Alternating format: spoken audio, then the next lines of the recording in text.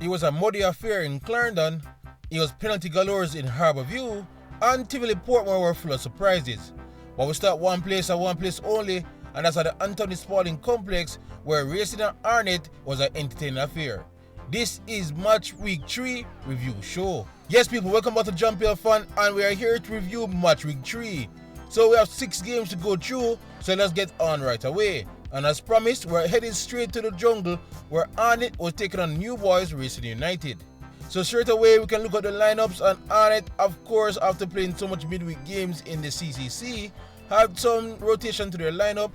Roger Williams got his first chance in goal, as well as there was a first start for Rashiki Kelson and Marlon Allen.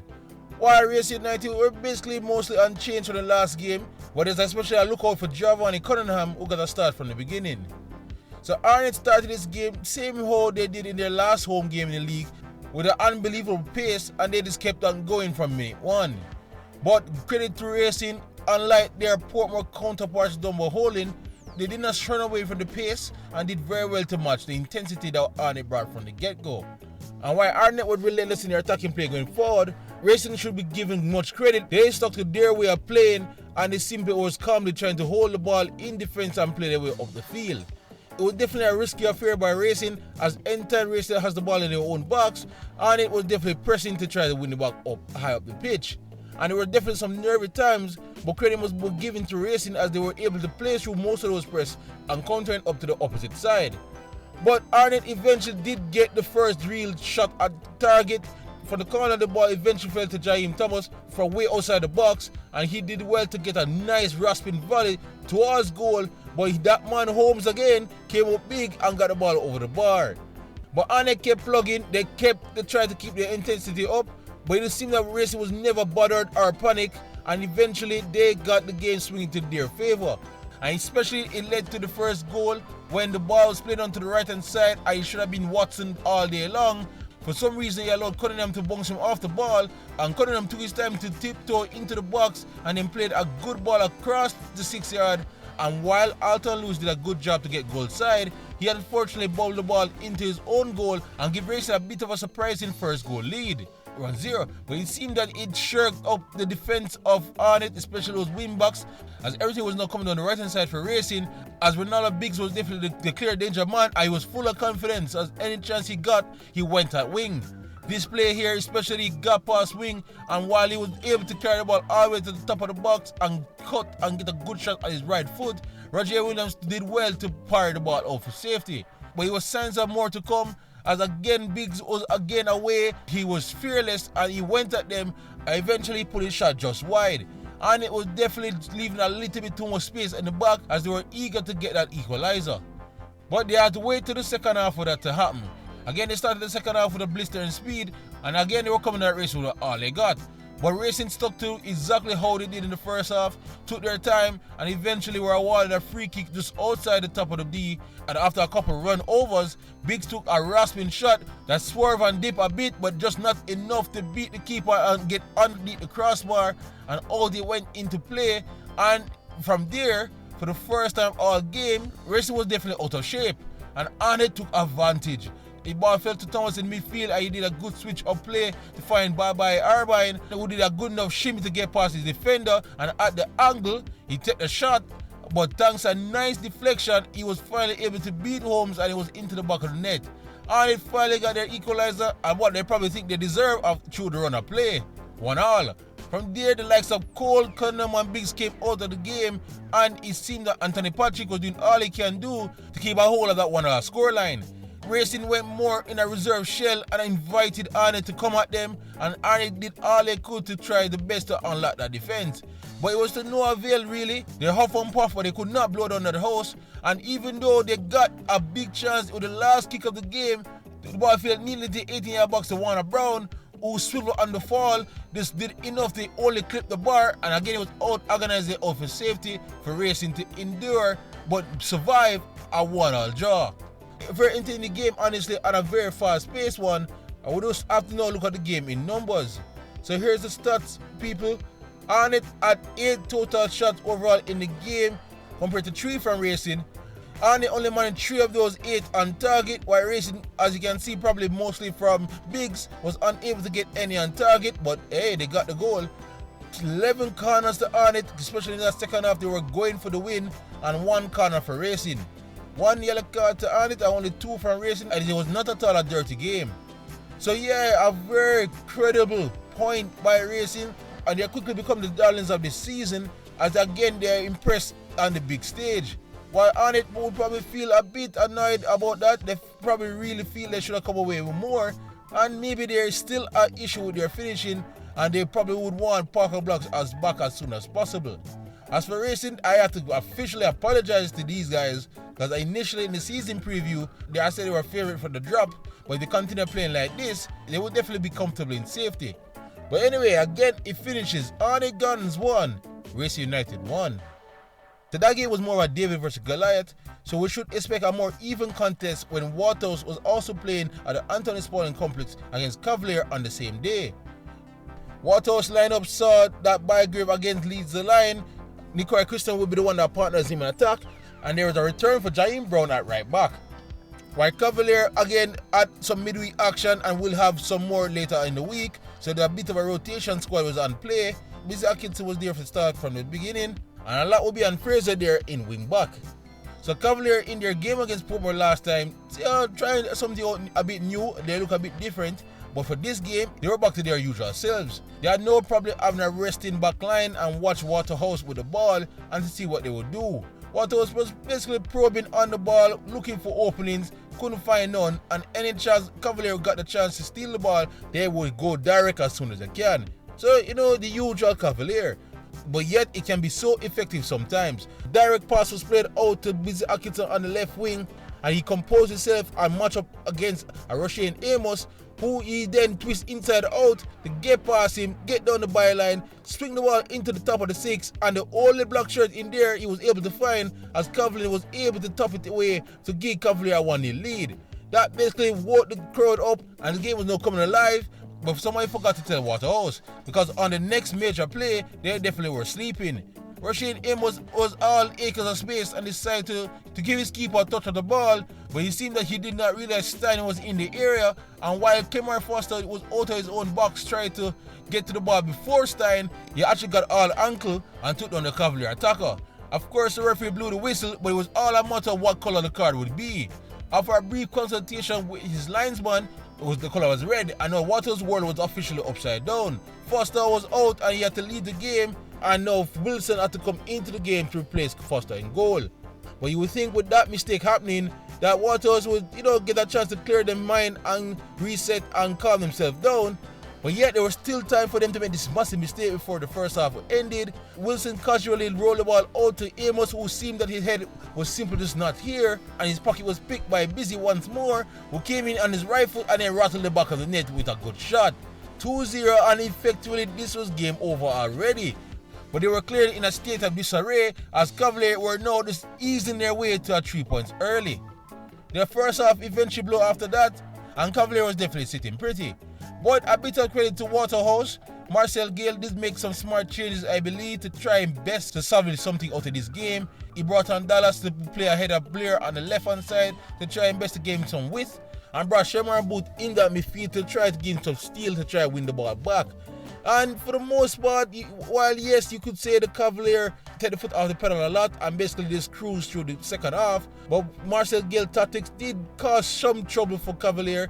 Dallas did get some opportunities down that left wing to swing in some good ball. He did find Bygrave on a couple of occasions, but it was never really nothing to really trouble Cavalier or Bartlett in goal. In fact, Cavalier should have even put the ice on the cake. They got numerous opportunities to get that third goal, especially with a shot here by Fraser, and then eventually Wilson make amends when he made 2 good blocks towards the end.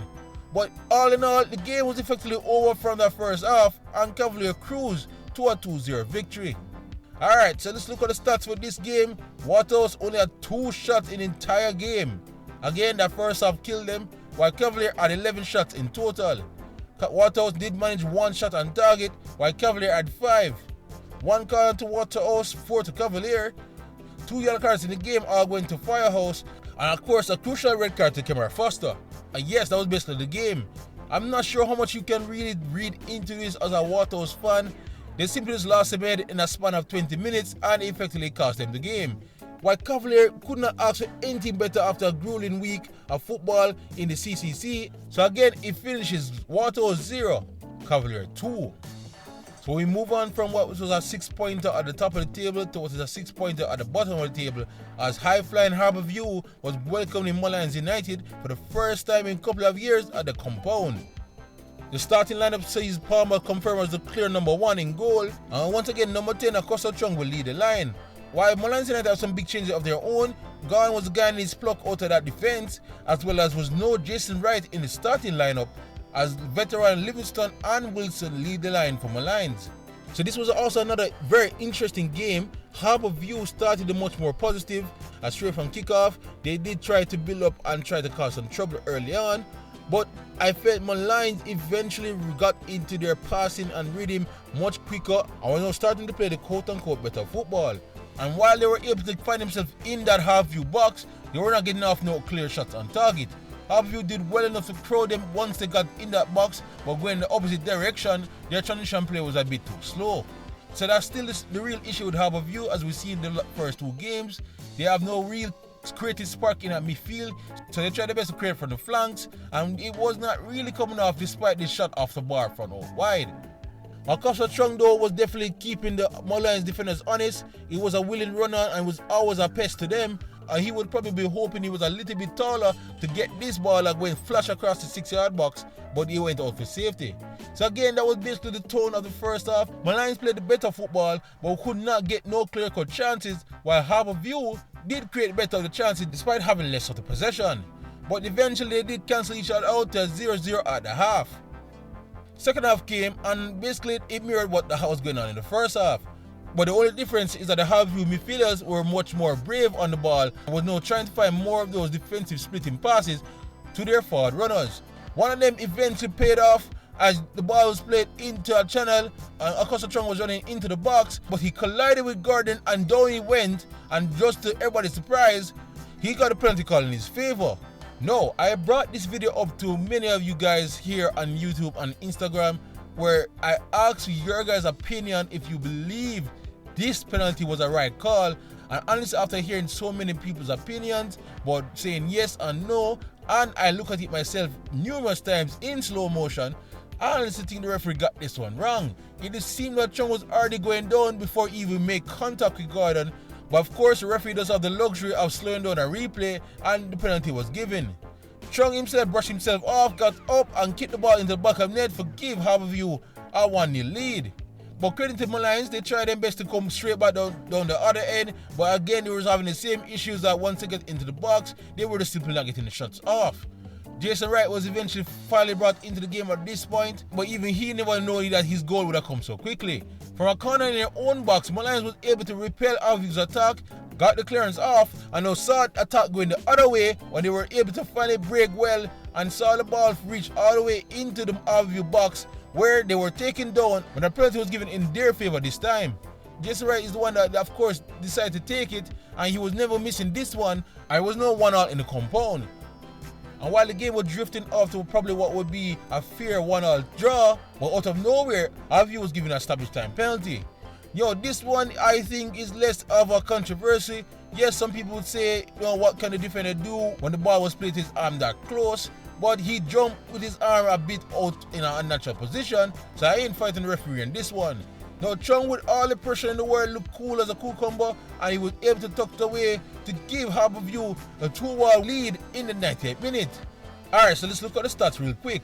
Harbour View had 12 total shots in that game compared to 14 from Molynes.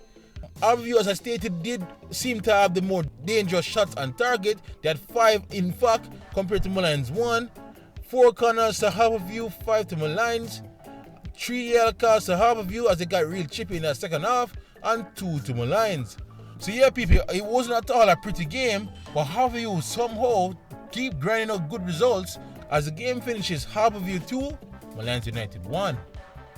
Now we move on to the Wembley Centre of Excellence for this season's first Clarendon clash. It was Vere Phoenix United playing at home to Humble Lion. Vere again have some bit of rotation in that starting 11, along with last week goal scorers Oldfield and McKenzie, were back in the starting lineup. Again, there was no Bushy Beckford in the starting lineup, but Andrew Clennon will be the one that leads the line. And when the game kicked off, immediately I have sympathy for both set of players. Now, Jamaica's been hit with a lot of rain in this last week or two, and it seems that majority of it was in Clarendon, as the field itself was more mud than grass. Nonetheless, the game had to go on. Molynes definitely adjusted to the conditions much quicker and much better than Vere Phoenix United. Vere was still trying to play their usual passing game, but the ball and the players themselves were just not moving quickly enough in that muddy field, and Molynes had no issue robbing any player in green of the ball. So much so that it leads to Molynes definitely dominating that first half. Majority of the real danger chances fell to one man really, and that was Clennon, but he came up against a very young and rising goalkeeper in Adair, who did everything he can to repel him out of net. While the Vere young boys on the other side was simply just having a hard time maneuvering the ball in the mud to muster any attack in the other way. Second half, I think Vere did come a bit better in the game, but Molynes still created more chances. It wasn't as much as the first half, but it was still all Molynes going forward. But it just seemed no matter what Clennon or Molynes do in this game, they weren't scoring. But that was until I feel Molynes got a very lucky penalty call in their favour in the 70th minute, when the ball was played into the box, and while Forbes seemed to take his eye off the ball at the last minute, he tried to recover, and it seemed that Clennon was just there in time and he went down in the box. Now again, having the luck of using a replay and video, I still don't see enough contact here to really say that was a penalty, and unfortunately for Vere, it was also a double whammy, as Forbes was given his marching orders and he was now sent out of the game. So down a man, and they eventually be down a goal, as Brian stepped up and tucked away his penalty, gave Molynes, which they feel was a deserved lead going late to the game. But Lenny did bring in another Mona player, as Kishane Gordon came in late in the game, and it seemed that was a stroke of genius. Vere basically must have hardly any shots at target entire game, but the ball was able to find Gordon out on the left wing, who came in on his right foot, able to do a good shot past Harrison into the corner and give Vere a big goal in the 90th minute. Again, Molynes should be disheartening. I think they were the better team, but eventually the whistle was blown and they had to share the spoils. So 1-1 the game ended, and let's look at the stats real quick. As I said, Vere basically didn't much going forward, but they eventually had 5 total shots compared to Molynes 11. Only one was on target, and that was a Gordon goal in the last kick of the game to basically give them a point.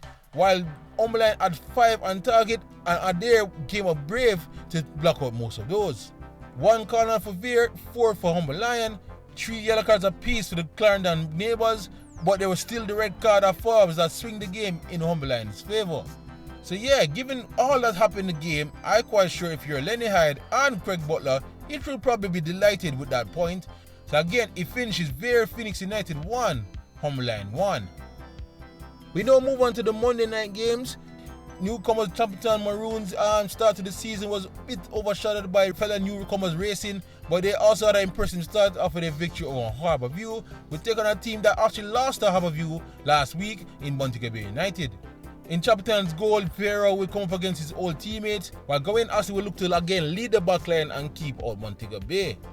Moby on the other end, it was of course will be led by the captain Brian Brown and was joined in attack by newcomer Chanel Thomas. So unlike the race in Arnett again, this one started a bit slow as both teams were trying to just get a bit warmed up with the ball at their feet.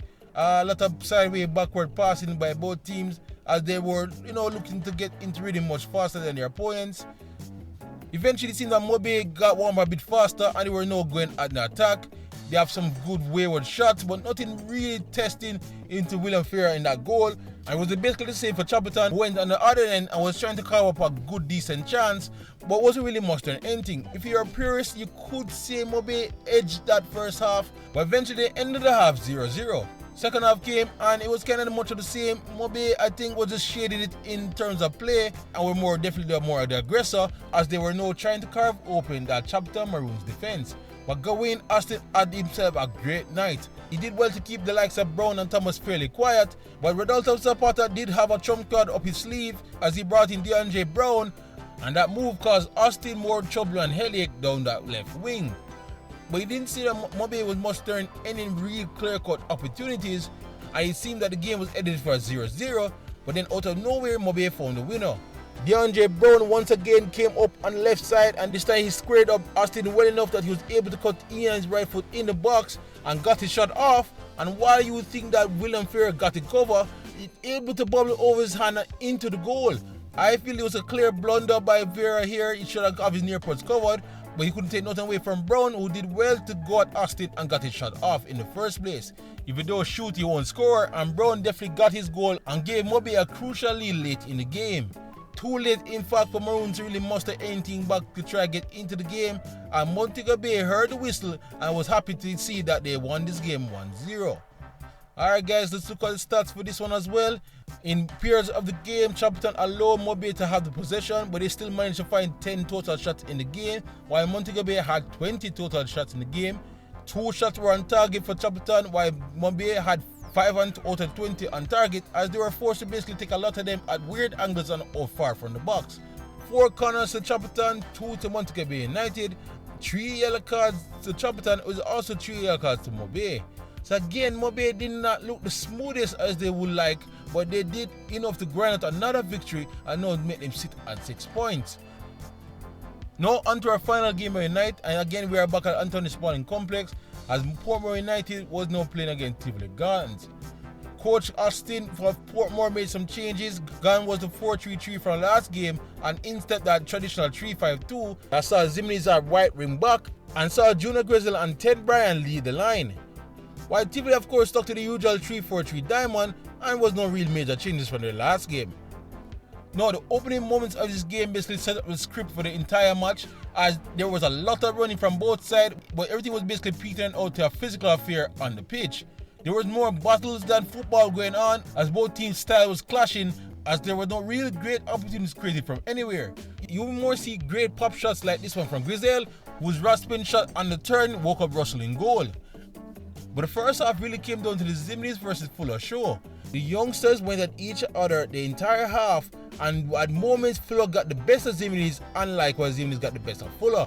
And as the halftime approached, it seemed Fuller was now starting to win the fight. Fuller did well to get the shot on his left foot, but Russell went down well enough to get the good save. But then in the 48th minute, he went at Zimnis again, and this time with a laser beam was able to somehow get the ball from this acute angle, past Russell in goal and into the net, and basically give Tivoli a 1-0 lead out of nowhere. No, it was not a shot or a mistaken cross. Nonetheless, it doesn't matter, it got past Russell into the back of the net. Portmore were stunned. I didn't see they were going to find anything in return as the first half approached, but Tivoli were the orchestrator of their own downfall, as William dilly-dally with the ball at his feet in his own half and was rightfully robbed of the ball by Guthrie, who was now able to go at goal 3 against 1 and was able to find Grizel in the box, who calmly slotted the ball past Horton into the back of the net and gave Portmore a surprising equalizer right before the half. Jordan Wade didn't show much expressions on the bench, but he and the Tivoli fans would definitely be fuming. The second half began with much of the same thing that we saw in the first half. A lot of running by both teams, but not much real football was being played. But then Rudolph Austin made a tactical switch up that seemed to really play the game into their favour. In the 64th minute, Grizel was out of the game, Harbour was now in, and now him playing at right wing back saw Zimnis push up to partner Ted Bryan up front. John Zimnis is now much more of a direct runner, and it allowed Guthrie, who was now finding himself with more space on the ball, to now pick his pass to find somebody in behind. Zimnis did manage to find one shot off and got in the back of the net while he was ruled out offside. But it was signs of things to come, as he again got in behind and was trying to beat Horton, but Horton did well to keep Tivoli in the game. But while on the other end, Fuller was a shot of himself in the first half, and he was now brilliantly being double teamed anytime he was on the ball. So Tivoli's attack was definitely negated at this point, and it was all about can they hold on for their 1-1 draw. But then at this moment, an interesting substitution was taking place. Austin made a bold move of taking out Zimnis, who seemed to now finally have the influence on the game, and brought in Jamaica Brown, the former Vere United captain, who is primarily a defensive midfielder, to play up front with Bryan. I was definitely scratching my head at this one, but Austin got the last laugh. As Tivoli lost the ball in the middle of the park with everybody streaming forward and with their defense broken down, Guthrie made a great slip pass into Brown on the right hand side, and Brown did not hesitate to take the shot on the run, and he managed to go past Horton into the back of the net to shock us all, It was the winner and it came from the most unlikely source, and all credit must given to Brown and Austin for the move.